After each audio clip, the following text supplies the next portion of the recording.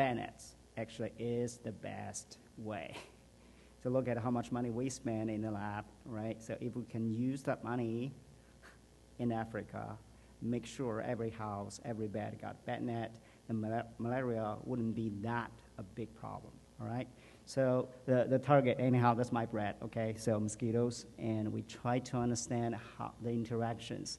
Back to 10 years ago, or longer than 10 years ago, and human genome sequenced, parasite genome sequenced, the mosquitoes genome sequenced. We say malaria genomics is ready, all right? So we can have a better understanding, sure, but more interestingly, there's a lot extra genetic power there.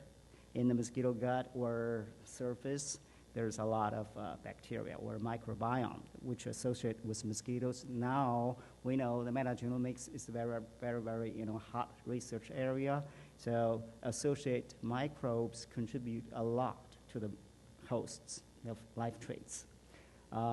Here we go back to the basic life cycle of mosquitoes. We try to understand more how they interact with different environment, then get different microbes. So mosquito eggs hatch in the water. So in the larval habitats, they have a lot of bacteria as their food.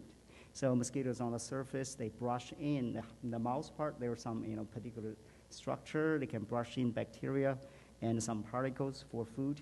And so in adult stage of the hatch, so a longer time, or basically males and the females both live in taking sugar, all right? So they have nectar on the plants to get sugar, so they make contact with different kind of bacteria or nectar-associated bacteria.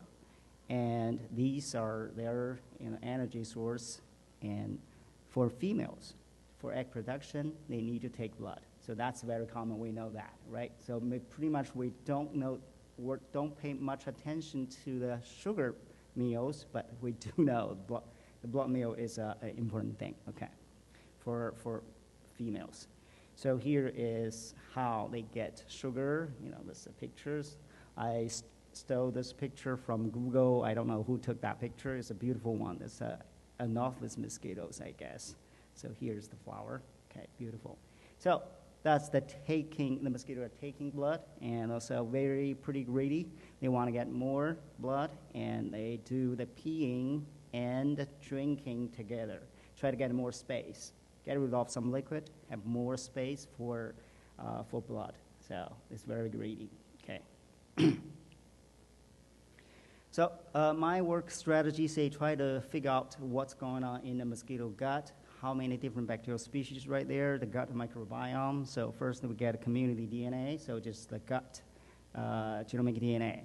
So in that, so we can do two different strategies, approaches. One is the 16S. Now we know bacteria 16S and can be used as a species proxy. Then based on the sequence, you can know what kind of species in there and a phylogenetic relationship and relative abundance if you use PCR. There's some bias associated, but so pretty much you can get a name list because based on one gene, right, so we can get that. But if we want to know more about the functions, so we have to do the shotgun. So you get all the pieces sequenced, and because the complexity, we cannot de novo assemble to a complete genome. But if you sequence very, very deep, some people have done that in the ocean microbiology. They can assemble a single species from metagenome sequencing. Okay, so roughly we get the partial genome sequence, then we can do the annotation. Then we can know how many different genes, how many pathways, that kind of thing. Okay, so functional. So here's the results of 16S. So here, this part is the water stage in the habitat. So here's the habitat water and the larval gut, pupal gut. So we see the green part. The green part is a cyanobacteria. It's the photosynthetic. They are floating on the surface, easily get into the mosquito gut, right? So this part is a pretty big percentage. In the sugar meal gut, there's some complexity right there, different species there, different times, like a 1 day old, 3 day old, a 7 day old, right? So they have a little bit change, sometimes getting more and more this purple this I think it's of Xinjiang. But after taking blood, they changed the community structure dramatically. So enteric bacteria take over.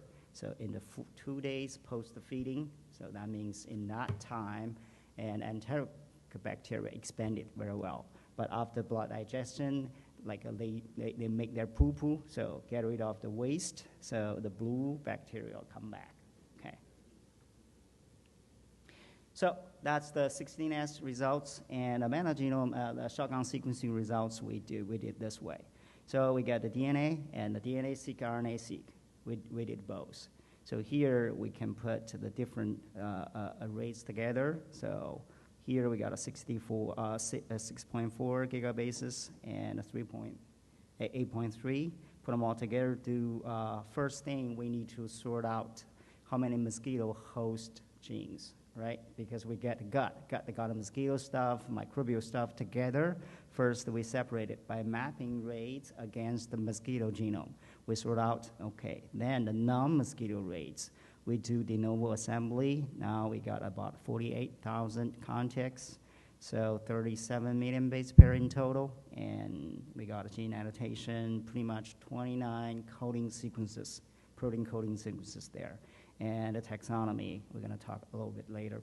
So here, then we can use this assembled context as a metagenome reference. That's the first reference available for us to use. And then if we do the RNA-seq, we can use this reference to map, to do the gene expression. Here is the taxonomy, different species. Here, 1, 2, 3, 4 major families, and agree with the 16S data, okay. So, and for the functional annotation part, we use REST, the subsystem system, largely very effective, very good for bacterial annotation. Here we have all kind of different pathways right there, and it's pretty okay.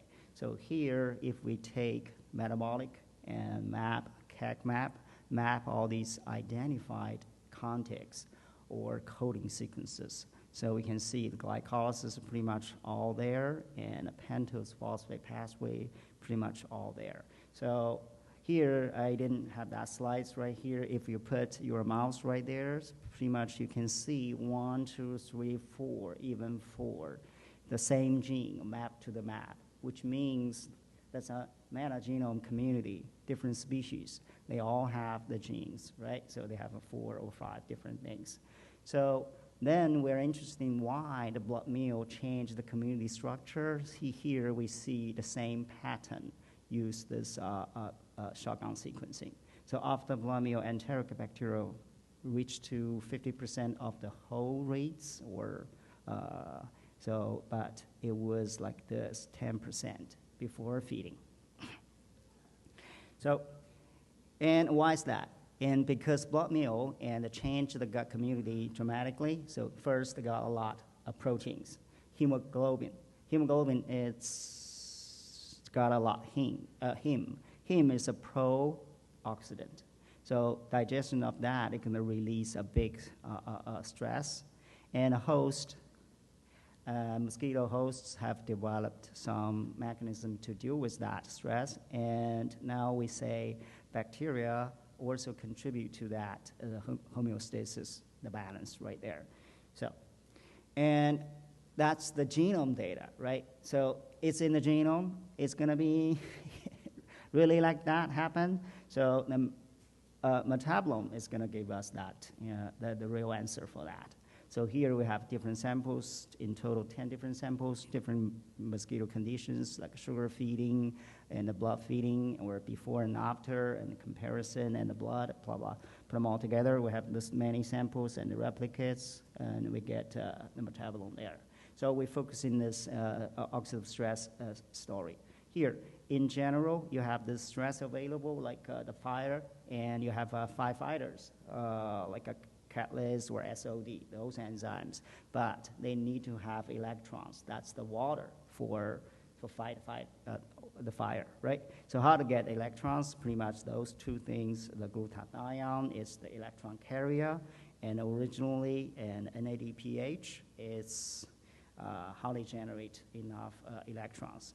So here you have sugar. The pentose phosphate pathway is the major source available for electron. So overall right there, so we look at this one. If they are under stress, they're going to shut down the glycolysis but turn on the pentose phosphate pathway. So in that way, going to generate a lot of NADPH, right? So here we look at the gut RNA-seq data. We see in the sugar meal condition, there's a lot of expression of GAPDH, but in the blood meal, so they dropped. So that means they're going to go to the pentose phosphate pathway. This is like a TPI, also largely expressed for glycolysis. So in the real situation, metabolome data also suggests that so the stress is there. So a lot of oxidized glutathione, but in reduced forms, almost undetectable, especially after blood meal. So you can see more. So that means the stress is there. And the pentose phosphate pathway is active, all these metabolites along the pathway we can detectable, particularly upregulated or see more biochemicals, so after blood meal.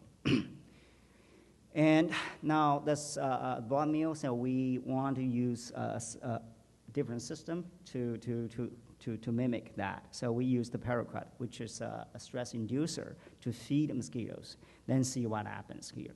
So that's how they generate oxidative stress, paraquat. So here we feed mosquitoes with a different concentration, 1 millimolar paraquat or 2 millimolar paraquat. So the red line here is the paraquat plus blood feeding. All right, so you can see the mortality dropped, particularly right after feeding. It's right there.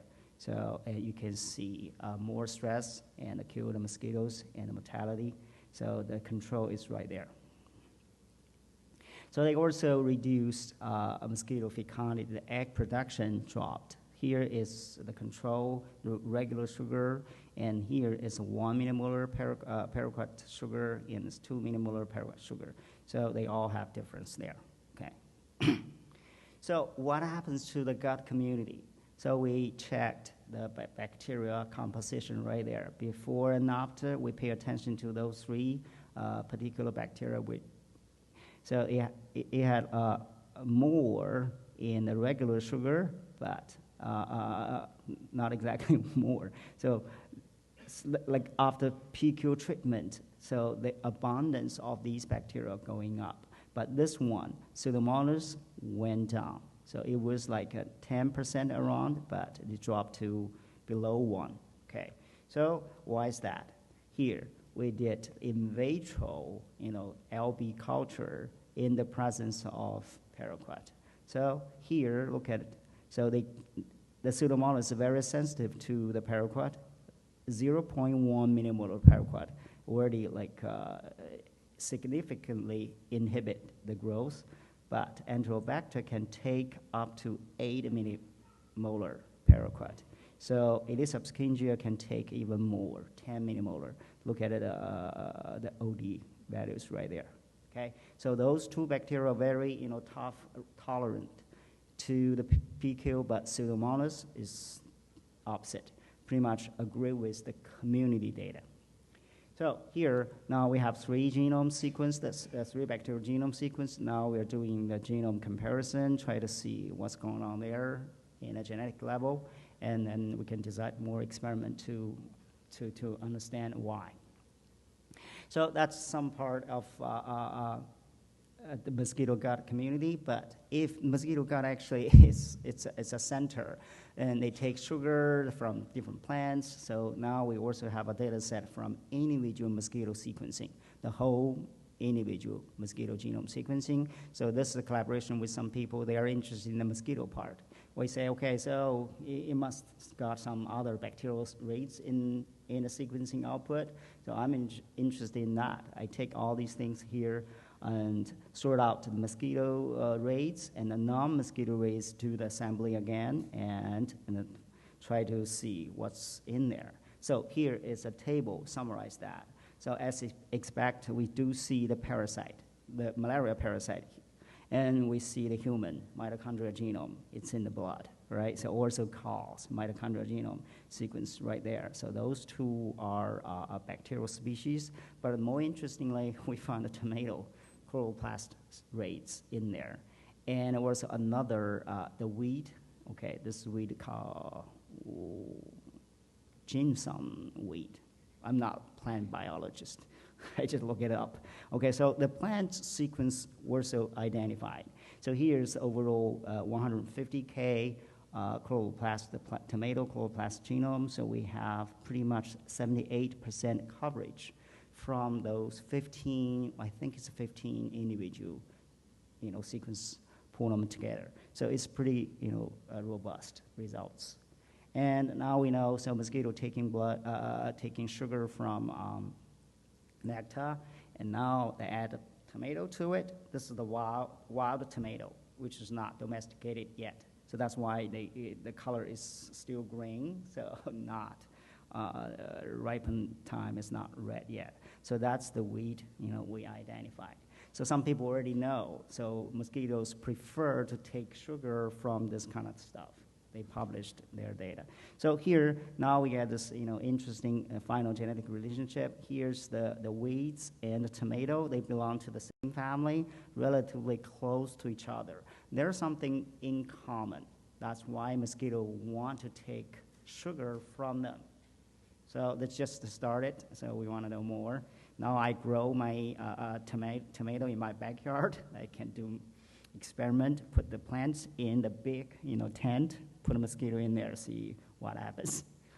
All right, so one thing we guess is like a lycopene. Lycopene is a pretty strong and antioxidant things related to the story I talked before, and a mosquito gut is gonna be stressful after blood meal. So they take tomato, may help them, to get some antioxidant stuff from the sugar meal.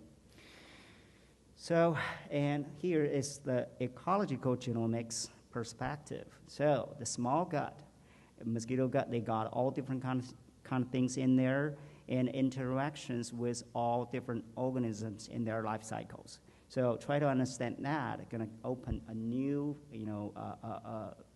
area we can look for to get something for mosquito intervention, some novel strategies. So here I didn't mention that much. It's the plant or nectar-associated bacteria, gluconobacter. So that's the nectar-associated bacteria we identify in the mosquito gut. So pretty much that's another evidence how they get their gut community in the adult stage, pretty much from plants.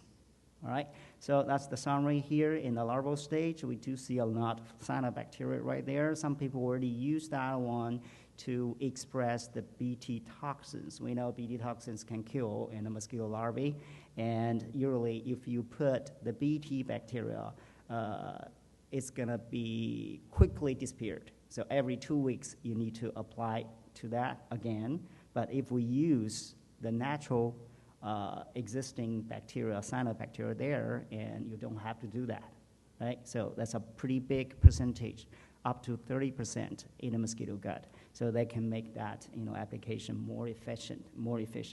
So in the mosquito gut, in the sugar meal, they do take sugar from all kinds of different things, and the weeds and the trees and tomatoes, and some bacteria are gonna help them for like a breakdown cellulose.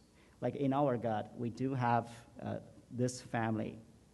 It's not exactly this species, but in the human gut, they all have bacteria help us to break down the veggies and get sugar. And they also help deal with the stress, and something else I didn't talk about is about immunity.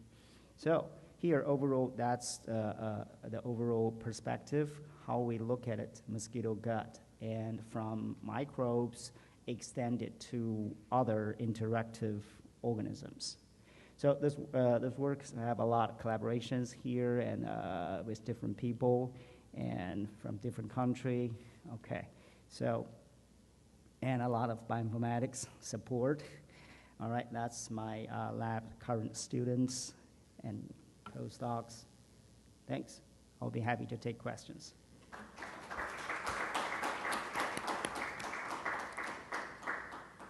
Thank you. Questions? Yes.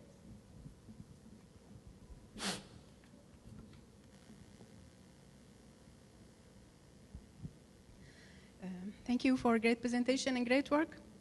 Could you please tell me how could gut bacteria affect the pathogen transmission by mosquitoes and or their control? How could that reflect it on transmission or their control? All right, so that's a very, very, like a million-dollar question. So the presence of bacteria and in the gut during evolution, they like live together for a very long time.